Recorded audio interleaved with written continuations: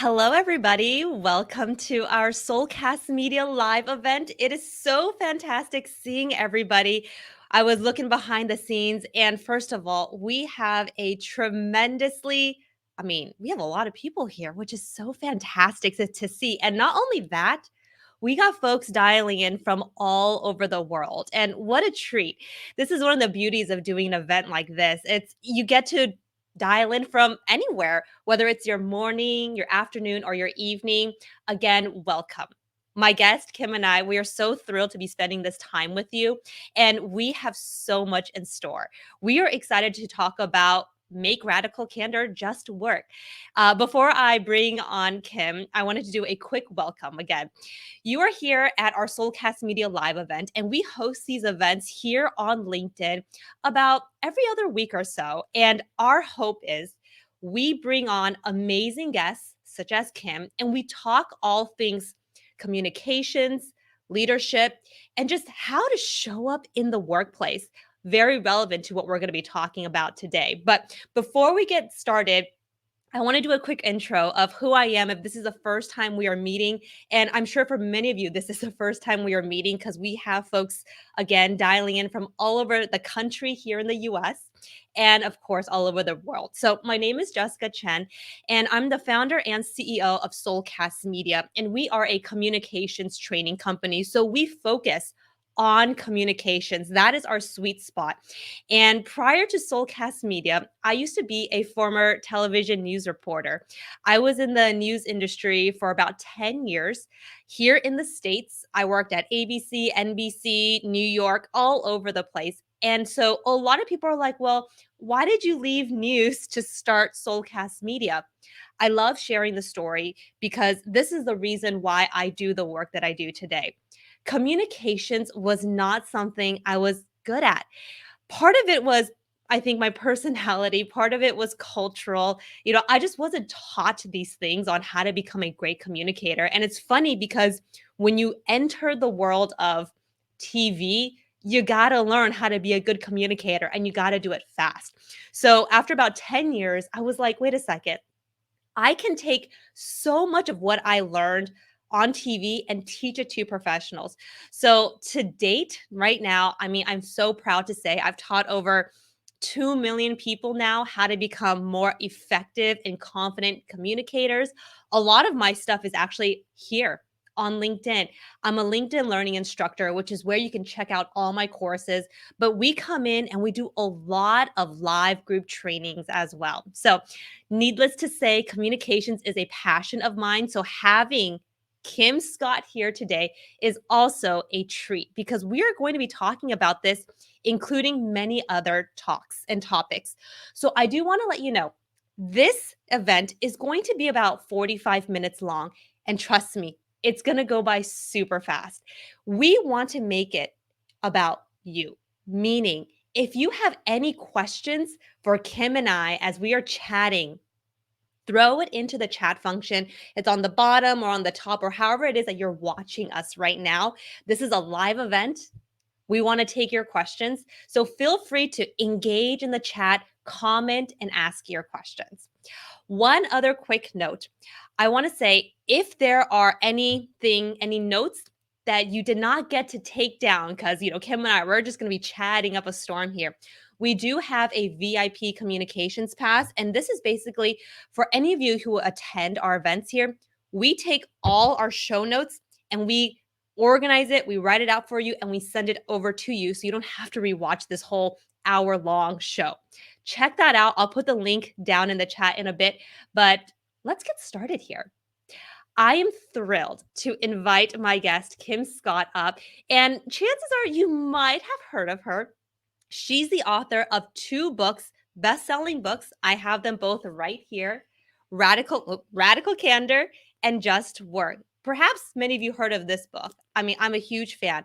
But Kim also came out with this book not too long ago. So we're actually going to be chatting about both of them. So without further ado, let me invite Kim up here. Hey, Kim. Hey, thank you so much. It's great to be here. I'm excited for our conversation.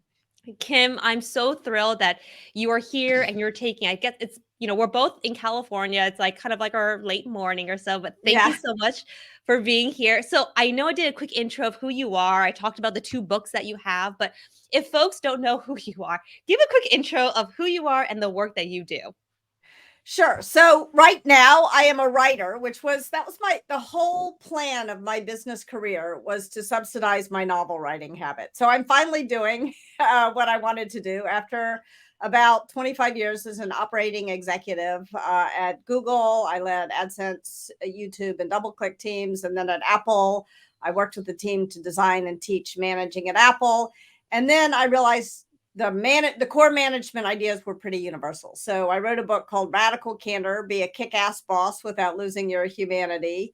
And after I wrote that book, I got some feedback. If you write a book about feedback, you're going to get a lot of it. And that prompted me to write my next book, which is called Just Work. And I will be radically candid and say the title Just Work just really didn't work. It was too clever by half. I was talking about justice, not just work all the time. So the paperback is coming out early next year, and it'll be called Radical Respect. I love it. And I know you and I have talked about that behind the scenes of Just Work and Yes. potentially changing the title so people understand like what it is. But okay, we want to talk about both. But let's start off by talking about this book, Radical Candor, because I think this is something that I think a lot of people recognize. And if not, we'll talk about the concept and then we'll pivot into Just Work because there's actually a story that links why you came from this book into this Yes. book, which is a very interesting story. And I want to get into that. So, for those who are familiar with Radical Candor or not, what is it and why is it so important for organizations and leaders or even non leaders, individual contributors? Why is it so important for people to understand this concept? I think that the best way to explain what radical candor is to tell you a story. And I think you're going to have a lot of thoughts about this story because it relates to what you do for folks. I had just taken a new job at Google and I had to give a presentation to the founders and the CEO about how the AdSense business was doing. And I walked into the room, and there in one corner of the room was one of the founders on an elliptical trainer wearing toe shoes and a bright blue spandex unitard, super tight. Not what I was wanting or frankly expecting to see in the room. And in the other corner of the room was the CEO doing his email, and it was like his brain had been plugged into the machine. So, probably like all of you all listening, I felt a little bit nervous in this moment. How was I supposed to get these people's attention? Luckily for me, the AdSense business was on fire. And when I said how many new customers we had added over the last couple of months, the CEO almost fell off his chair. What did you say? This is incredible. Do you need more marketing budget? Do you need more engineers on the project? So I'm feeling like the meeting's going all right. In fact, I now believe that I am a genius. And I walked out of the room after the meeting was over, and I passed by my boss, and I'm expecting a high five, a pat on the back. And instead, she says to me, "Why don't you walk back to my office with me?" And I thought, oh, wow, I messed something up in there. And I'm sure I'm about to hear about it.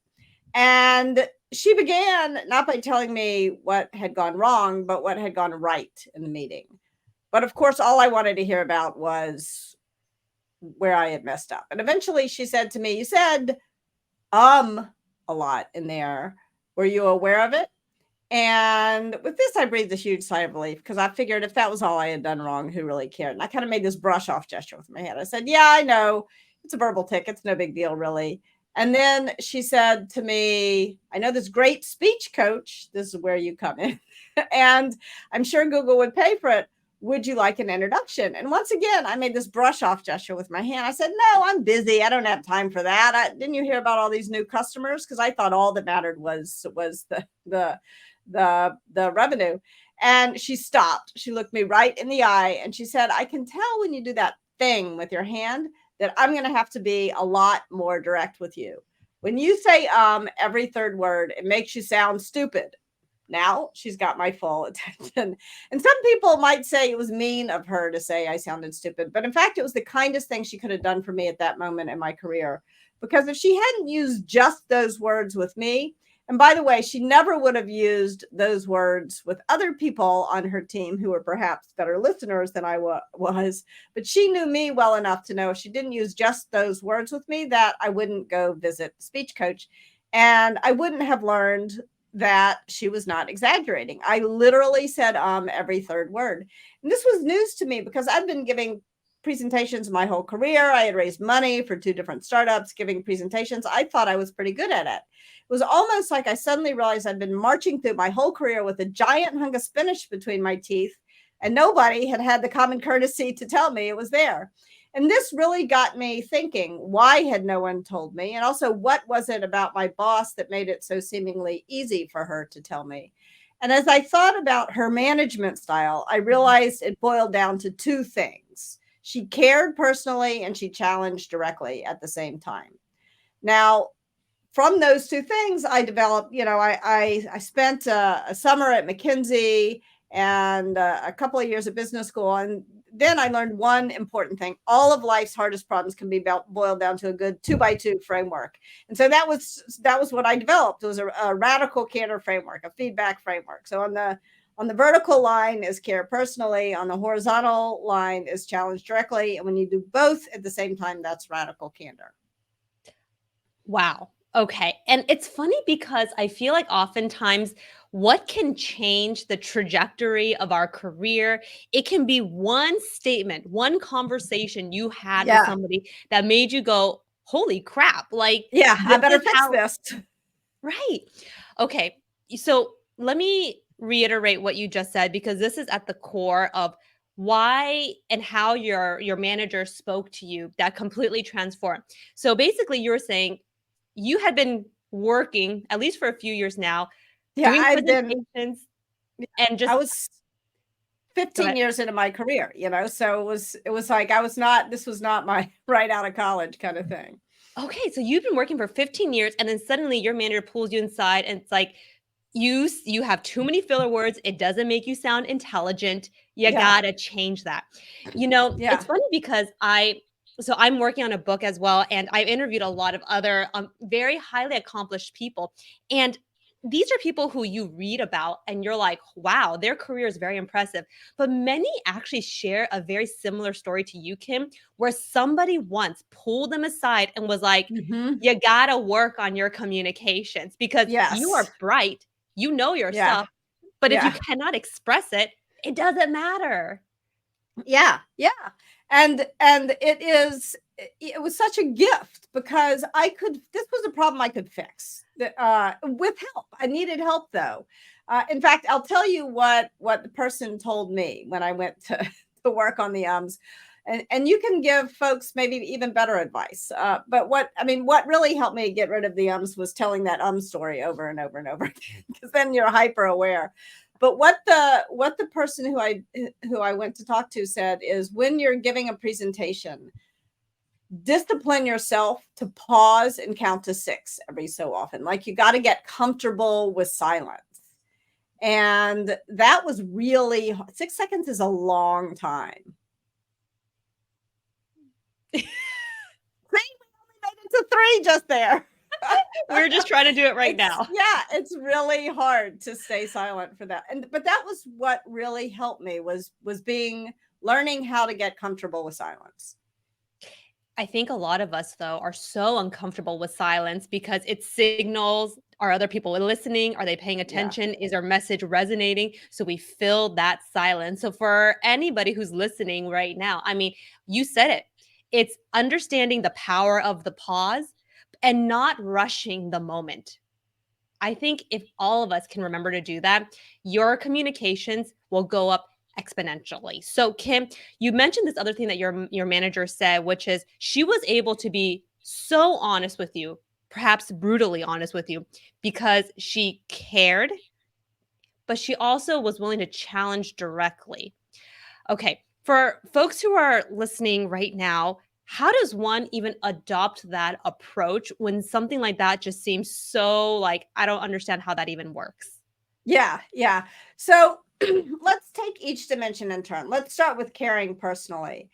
I think one of the reasons why we often fail to show that we care at work is very often we're sort of 18, 19, 20 years old. We're right at that moment in our lives when our egos are kind of maximally fragile and our personas are beginning to solidify. And someone will come along, at least they did in my generation. So for those of you who are listening who are younger, I'd love to get your thoughts. But what happened to me was someone would come along and they would say, be professional. And I would kind of interpret that to mean leave my emotions, leave who I really was, leave my humanity, leave everything that's best about me at home and show up at work like some kind of robot.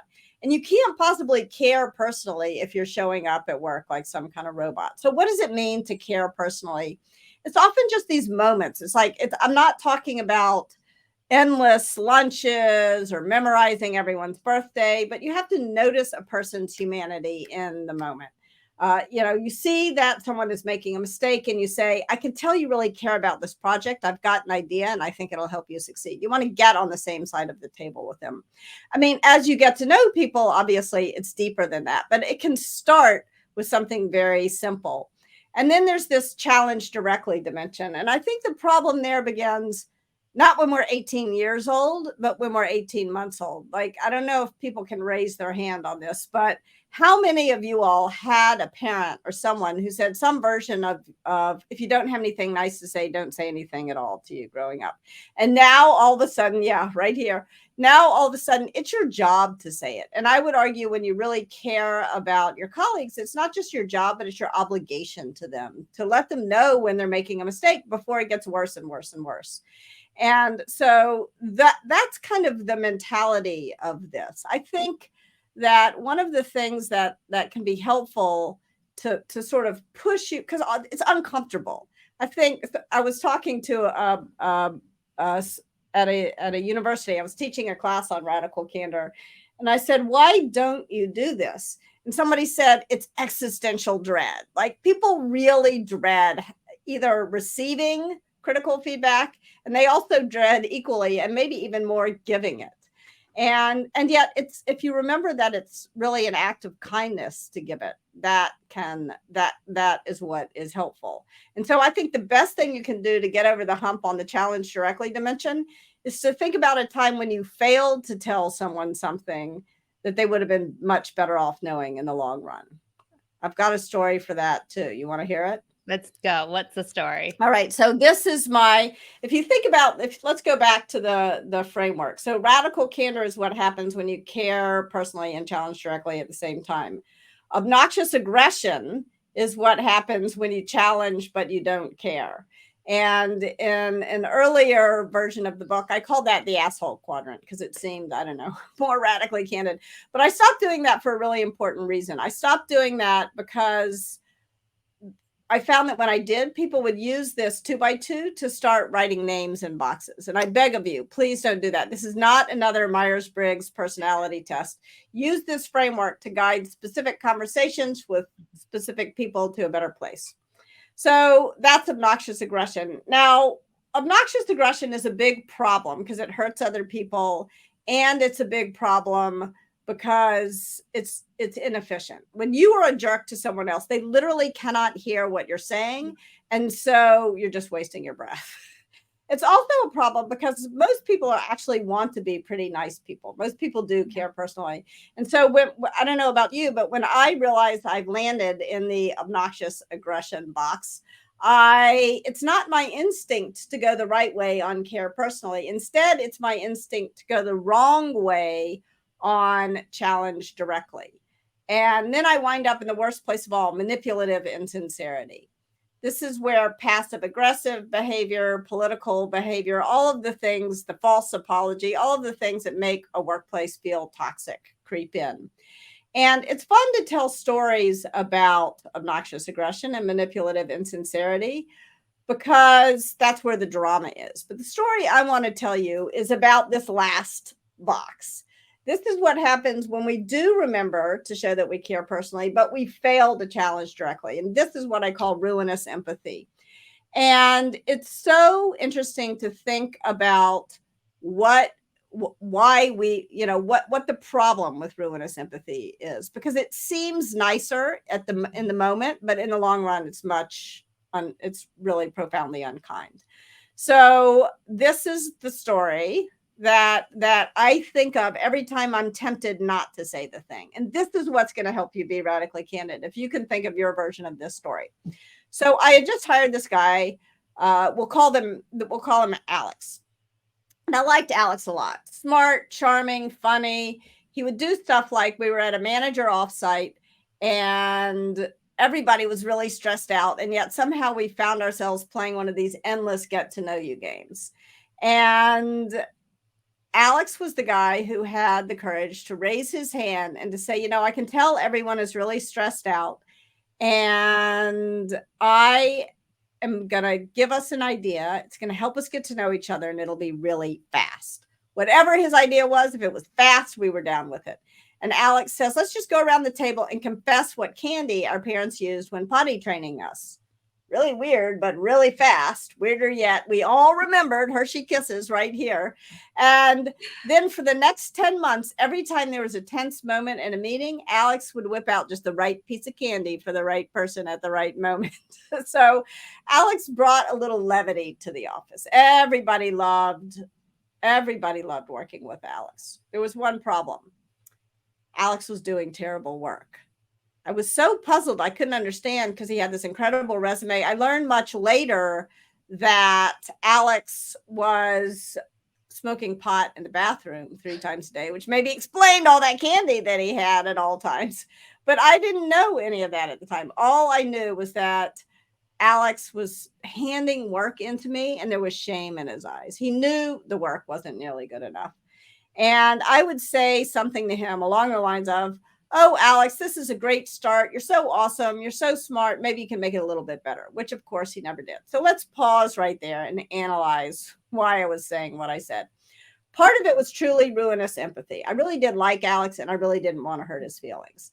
But if I'm honest with myself, there was also a little bit of manipulative insincerity going on there because Alex was popular and Alex was sensitive. And I was afraid if I told Alex in no uncertain terms that his work wasn't nearly good enough, that he would get upset. He might even start to cry, and then everyone would think I was a big, what. So the part of me that was worried about my reputation as a leader, that was the manipulative insincerity part. The part of me that was worried about Alex's feelings, that was the ruinous empathy part. And this goes on for 10 months. And everyone on the team is getting more and more frustrated because their deliverables are late, because Alex's deliverables are late. They're not able to spend as much time on their work as they need to because they're having to redo Alex's work. And I realized that if I don't fire Alex, I'm going to lose all my best performers. Because not only have I been unfair to Alex not to tell him, I've been unfair to the whole team. And I've caused us to miss several important deadlines. And so I sat down with Alex to have a conversation that I should have started, frankly, 10 months previously. And when I finished talking to him, he kind of pushed his chair back from the table. He looked me right in the eye and he said, "Why didn't you tell me?" And as that question was going around in my head with no good answer, he said, "Why didn't anyone tell me? I thought you all cared about me." And now I realize that by not telling Alex, thinking I was being so nice, he's now losing his job as a result of it. Not so nice after all. And it was a terrible moment. It was bad for me. It was much worse for Alex. It was bad for the whole team. And it was bad for our investors because we weren't hitting our milestones. And that was the moment when I realized that I needed to do better. I needed to learn how to say the thing that needed to be said without losing my desire to be kind to people. And it's possible to be both kind and clear at the same time. In fact, being unclear is really actually unkind in the long run. That's actually one of I was like, that's one of my favorite things. Yeah, being unclear is actually unkind. Yeah. And okay, Kim, with your story with Alex, which I don't know if perhaps that's his fake name here. Yeah, that's a fake name. But I think like what that story highlights to me is number one, how difficult it is to have that radically candid conversation with somebody because you said it. we don't like to hurt people's feelings. It's easier to avoid the situation than to tackle it head on. And especially when we're thinking about work, it's like, oh Yeah. God, like I definitely don't want to have this conversation at work. It's like, I Yeah. don't even want to have that conversation at home with my Yeah. spouse or partner or whatever, you know? Yeah, So by the way, radical candor works not only at work, it's even more important at home. In fact, sometimes I'll get to talk and someone will come up to me after and they'll say, "Oh, if I had heard this 5 years ago, I wouldn't be divorced right now." So it's not only about work. what is the good news though is that you're framing this struggle that I think a lot of people have. And I like to call it like that communications friction. That's like the word that I like to use. Yeah. It's like, you got to say something, but you cannot Yeah. say it. And there's multiple reasons why. You touched upon it already, Kim. I remember early on for me, my parents always said to me, you gotta act professional. You gotta act Yeah. professional. It's as if when you go out into the real world, you got to put on this armor of Yeah. sorts and you have to act a certain way. But the problem is you lose so much of your personality in the process. And what I realized about work is, and not that I've been working for so many decades, but I have realized that when you can really show up the way you truly are, communicate in a way that feels very authentic, show some color, right? Show some personality. Yeah. People like that. People are Yeah. attracted to that, right? Yeah, yeah. You know what? We're people and we like other people. It turns out a whole lot. I think also part of communicate. I mean, communication. Well, there's a million parts of communication, but I'm going to focus on two of them. One is intellectual, and the other is emotional. And these are the two primary signals of communication.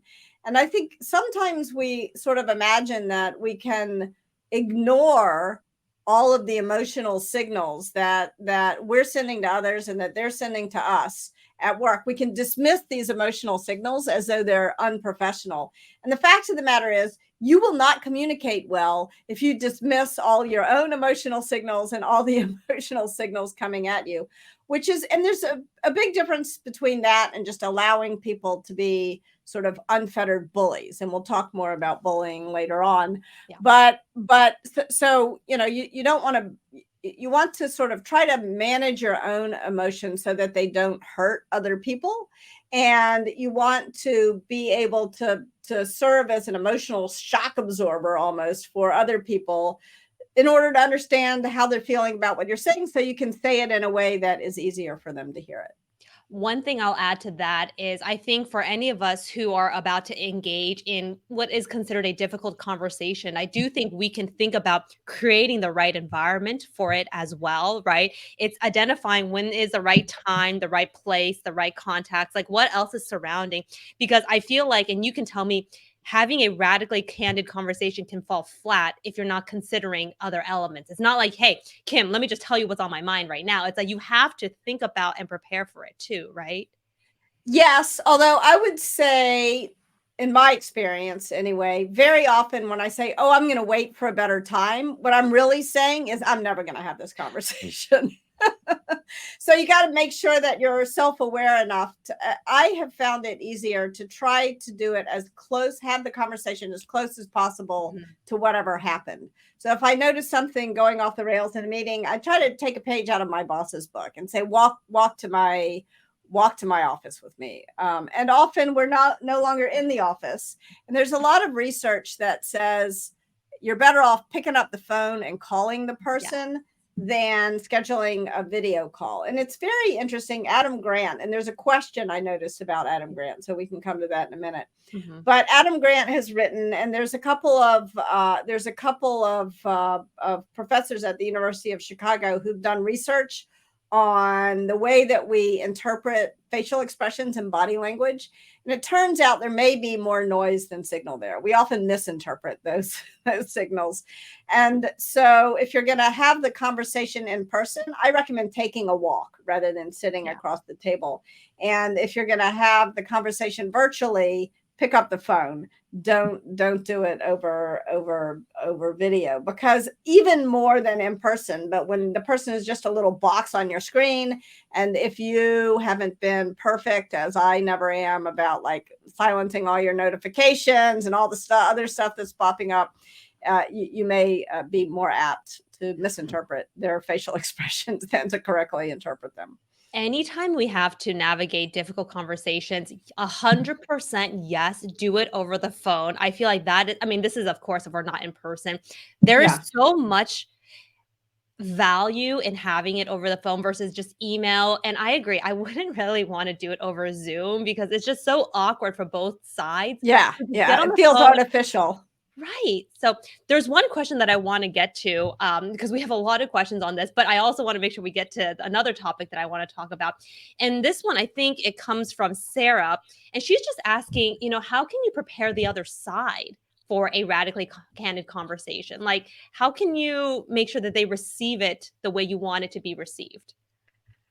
So the bad news is you can't make sure that they are going to receive it. So what I say is radical candor gets measured not at your mouth but at the listener's ear.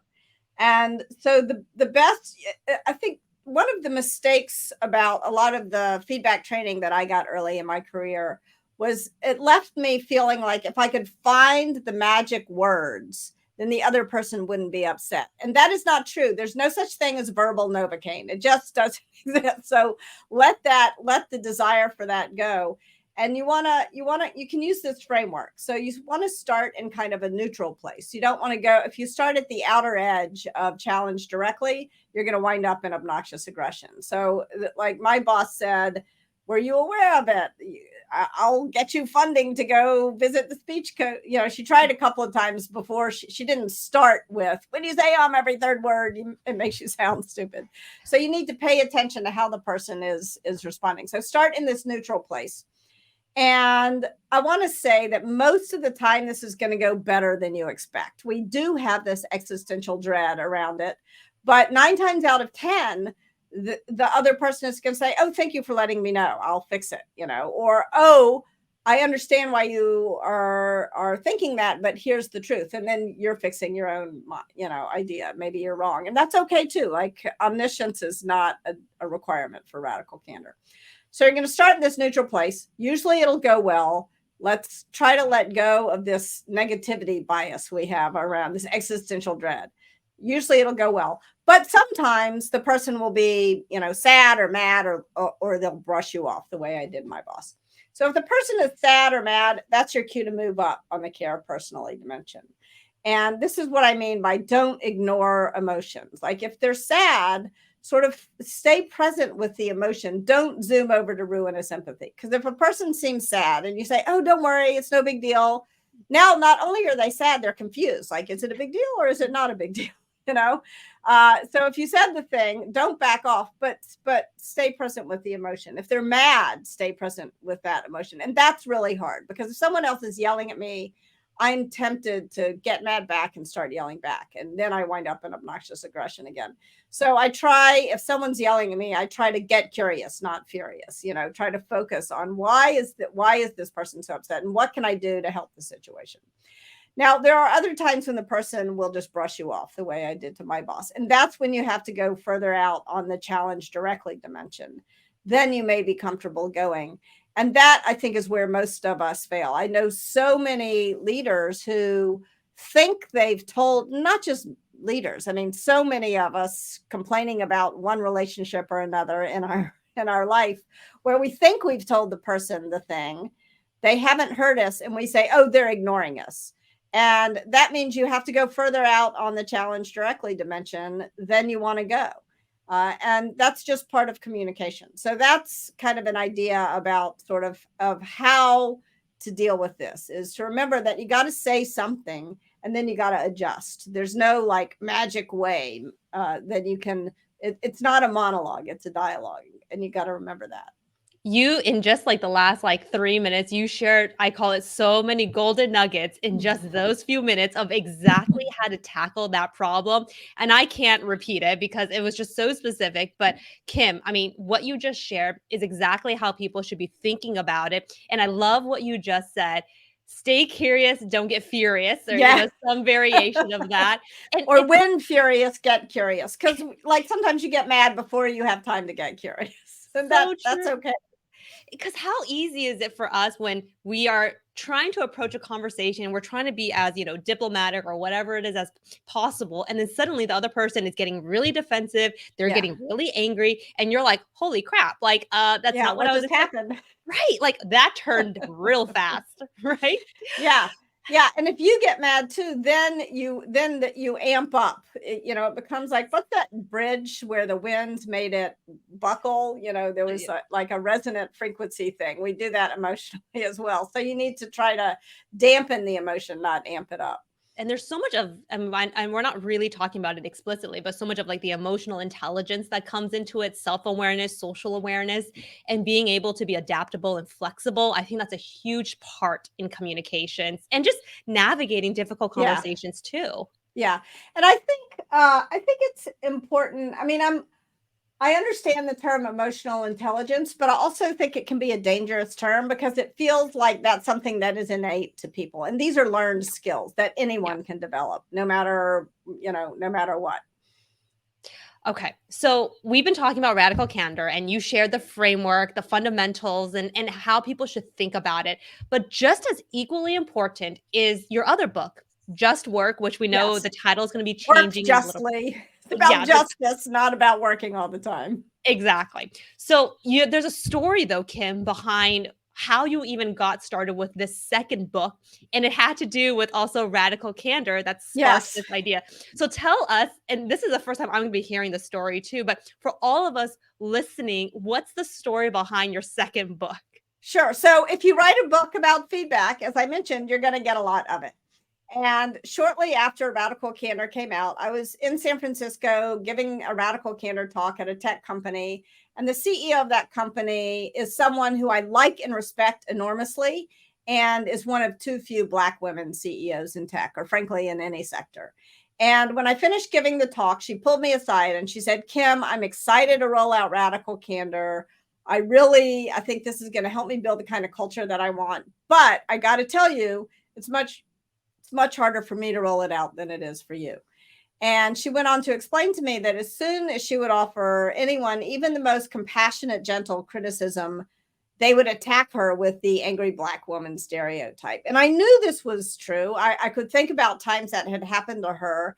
And I also knew how unfair it was because really she's one of the most cheerful, calm, even keeled people I've ever worked with. It's ridiculous to call her that. And so I realized that I hadn't spent enough time in Radical Candor thinking about the different ways that bias, prejudice, and bullying taint the way that we receive feedback and the way that we give feedback.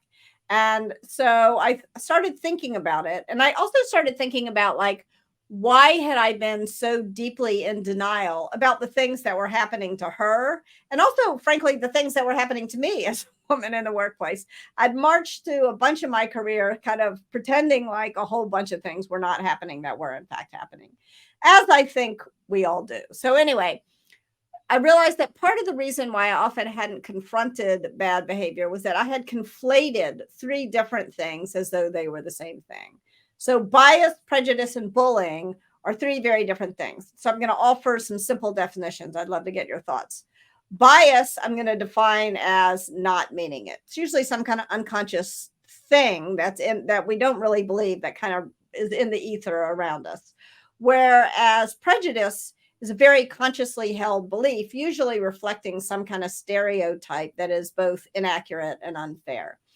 And bullying, usually there's no belief, conscious or unconscious, at all behind the bullying. It's just being mean. And for me, this was very helpful to think about what are the different ways that I need to respond to these things, whether I'm the leader or the person they're directed at, or both sometimes, or the upstander. How can I not be a silent bystander? And also, most difficult of all, how can I recognize when I am the person who's causing harm with bias, prejudice, or bullying? This conversation basically got you on this track of trying to understand, wait a second, there's Yeah. more to this. Yeah. So, this book, and I know there's some really amazing frameworks. What are some things that you want people to understand about these three things: bias, prejudice, and bullying? So let's start with like, how can you respond in the moment when you notice like something happens in a meeting or in a conversation or over dinner, and you're not sure what it is and you're not sure how to respond. Like there's the moment that stinks, that somebody says something and you're like, whoa, we're all gonna, as soon as we hang up today, we're gonna go off and we're gonna do something. We're gonna have that moment. I think that happens all the time. And so what can you do? I think the first thing to do is to try to, I think often, at least when I have those moments, I feel panicked, or I feel ashamed, or I feel, ugh.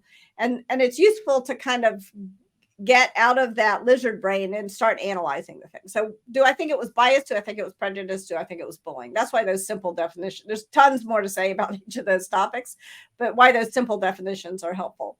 And then if I think it's bias, I think responding with an I statement, like, I don't think you meant that the way it sounded. I, I don't work here, whatever it is. It invites the other person in, it brings the other person closer. It's not attacking them. It invites them in to understand the perspective, the situation from your perspective. An example of this came from Aileen Lee, who started Cowboy VC here in Silicon Valley. And she told me a story about going into a meeting with two colleagues who were men. And Aileen had the expertise that was going to win her team the deal. So she sat down at the center of the table, and then her two colleagues sat to her left. And when the other side came in, the first person sat across from the guy to Aileen's left. The next person came in and sat across from the guy to his left. And then everybody else filed on down the table, leaving Aileen dangling by herself. That's often how bias shows up. Anybody ever see that? Just who decides to sit across from whom? And Aileen started talking. And when the other side had questions, they directed their questions at her colleagues who were men, not at her, as if she weren't in the room, weren't the person talking. Anybody ever see that happen? And it happened once, it happened twice. And finally, her colleague stood up and he said, I think Aileen and I should switch seats. That was all he had to do to be a great upstander and totally change the dynamic in the room.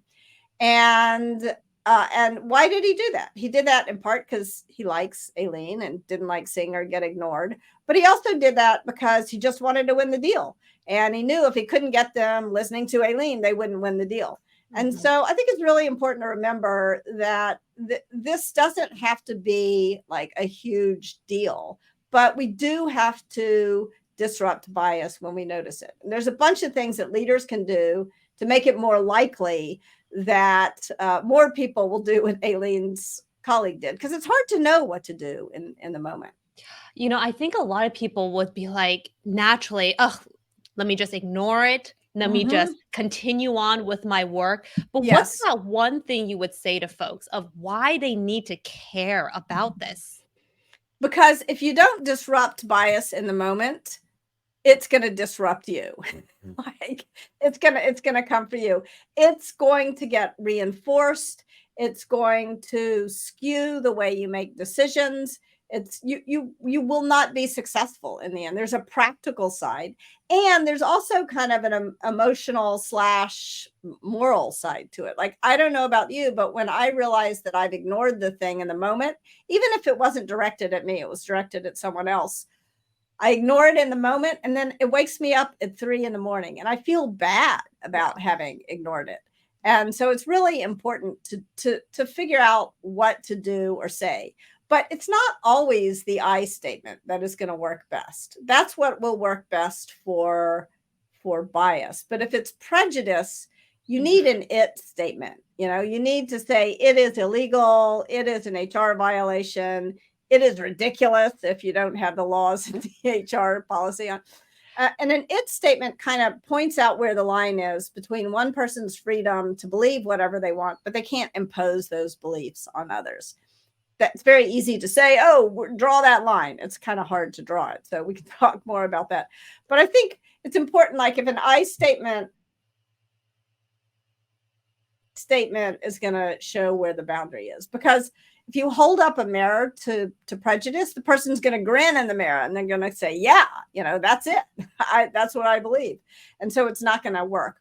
Whereas if it's bullying, you want a you statement. You don't want to invite them in, and you don't want to show where the boundary is, because someone who's in bullying mode is going to kick right past that boundary. So you want to use, you can't talk to me like that. My daughter taught me this. She was getting bullied in 3rd grade, And I was encouraging her to say to this kid, I feel sad when you blah, blah. And she banged her fist on the table and she said, Mom, they are trying to make me feel sad. Why would I tell them they succeeded? And I was like, that is a really good point. And I'm so go I was ahead. like, I'm curious for our audience member right now, who has ever felt bullied actually at work? I would love to kind of hear, just, raise your Yeah. hand or, just say me or just, feel free to let us know. And I will say, bullying is one of those things like, oh gosh, like the pain associated with bullying. And I mean, you tell me, Kim, people who bully others, do they usually do it on purpose? Is that fair to say? Or do they do it without really knowing that they're bullying others? Maybe it's both, I right? think it's both. I think it's both. I do think there are, well, as Bob Sutton puts it in his book, The No Asshole Rule, there are bona fide assholes and there are temporary assholes. And I mean, I will admit, I write in the book about stories when I myself have bullied others. I think very often I've found that I'm more likely to do it if I'm in a position of power. Uh, Mm. and so I think being aware of that is really, really, really important. If you have some power in a situation, you need to realize, and you don't want to be a bully, which I'm assuming most people here don't want. I mean, most people really don't. I mean, there are sociopaths in the world, but they're pretty few and far between. But if you have power in a situation, you are likely to abuse it. I mean, and not because you're an evil person, but because you're a human being. And this is a very human failing. And so you need to learn how to lay that power down in a way or create checks and balances on yourself so that others will tell you when you are crossing a line. I feel, when I think of the word bullying and I'm seeing all the folks resonate with this, Yeah. and you're saying, hey, I've experienced this too. I'm raising my hand. It's me. Yes, Yeah. I have. So first of all, I want to say you are not alone. I think back to one particular experience where I felt very bullied, but it wasn't in that very explicit way. I felt like it was very subtle. And I Yeah. think some of you may resonate with this. It's just being one of the not favorites in the office. Yes. And oh my goodness, and I'm curious for you all, I mean, is this something you have experienced where your manager clearly has people who they like, and they deliberately or maybe not deliberately overlook you when you raise your hand for something and they give it to somebody else? I mean, I never, maybe back then, would have labeled it as bullying. It's such a term, but in many ways, it feels like that, right? Because it's like, Yeah. hey, I'm putting myself out there, yet you are completely not seeing me. I'm invisible, and that hurts. Yeah. No, like over time that becomes traumatizing, feeling invisible, it's awful. There's also, I think, another form of what you're talking about, which I call in the book bloviating BS. There are people who take up more than their fair share of the of the airtime, who are overconfident and who just make stuff up. And the problem is, if you let that kind of bloviating BSer dominate your meetings, you're not going to get good decisions because they are silencing people that actually have the information that you need to make a decision. And it's going to hurt the people who are silenced by this bloviating BS. And it's invariably, I find I'm much more likely to be the bloviating BSer when I am in the majority. And so if I'm in that rare case where a situation is mostly women and there's one lone man, I'm much more likely to start bloviating and BSing and bullying that man than I am if it's a more sort of diverse group. I mentioned that this session is gonna fly, and it has certainly flowed, and I'm so like, I feel like we can keep going on and on, Kit. But, as we start to kind of just wrap up all the things we've talked about today, we talked about Radical Candor, we're talking about your new book that's gonna be coming out with a new title. If you want, our audience to walk away with any key, I call them golden nuggets, key golden nuggets for them to get off this go about their work or go about their day, what's one or two things you want them to remember? I think I would encourage people to be radically candid about bad behavior. And so if you're noticing bias, use an I statement. If you're noticing prejudice, use an it statement. If you are noticing bullying, use a you statement. Let's just end the default to silence. If there's any words of encouragement of how we can keep this top of mind, or just like really quickly, like, oh, I find myself in a situation like that, how can you get people to kind of know instinctively what to do? So I think, first of all, I want everybody to take a deep breath and cut themselves some slack. It's really hard to know what to do. I find it best if I'm not sure what's going on. I get that feeling like, ooh, what just happened there? I will start with an I statement. And often I don't know what to say. So here's what to say when you don't know what to say. Say I, and then something else will come out of your mouth, because we're all so uncomfortable with silence. So something gross happens and say, I don't think that sounded right, or whatever it is, something will come out. And that, it may not be bias, but if you say the thing and then the person responds, then you'll get a sense, oh, actually they believe that thing. And now I need to move on to my it statement. Or actually they're just trying to be a jerk. And now I need to move on to my you statement. It may not be perfect, but at least you have retained your sense of agency and you've done something and you've sort of gotten the ball moving. I think that this is kind of a momentum game, and the hardest thing to overcome is inertia. As we wrap up, I actually want to ask everybody who's here, put into the chat function, what is maybe one or two things that you will remember after this chat? And I would love to hear what you have to say. And what I will say about what's very powerful about you writing it out is it actually solidifies what it Yes. is that you will want to remember. So whatever it is that, whether Kim or me, whatever we said, what's maybe like a sentence of what you will remember moving forward after we end this chat? Put it into the chat function. We love to hear. And as we kind of wrap up, I want to share one of my tips. It's, everything that you said, it requires you to be proactive. And Yes. I feel like many times it is so easy for us to get through work and to just put our head down, do the work, just not care about what all the other noise that's around us, right? But at the end of the day, we are working with people. It's Yes. tricky. We got to learn how to, elevate our communication skills, engage in these radically candid conversations, address that bias, prejudice, and bullying that we see, right? We Yes. can't just let it just be status quo all the time. So, Yes, I totally agree. And I'm reading, I love what you all are writing in the chat. So many good questions. I'm sorry we didn't get to them, but let's keep in touch. You can send any questions to radicalcandor@radicalcandor.com. Would love to hear from folks. So, for those who are not already connected with Kim here on LinkedIn, be sure to connect with her. If there's any questions that we didn't get to answer, you can feel free to message me. We will try our best, or I'll try my best to get to some of the questions, because I know there were so many that we did not get to. But I mean, all of you are sharing what you learned and are going to take away. Like right now, I'm seeing it, and it's so fantastic. Kim, thank you for spending your late morning with us. And for everybody who's dialed in from, again, around the world, we are so grateful for you. I want to share really quickly. You see here on your screen the VIP pass.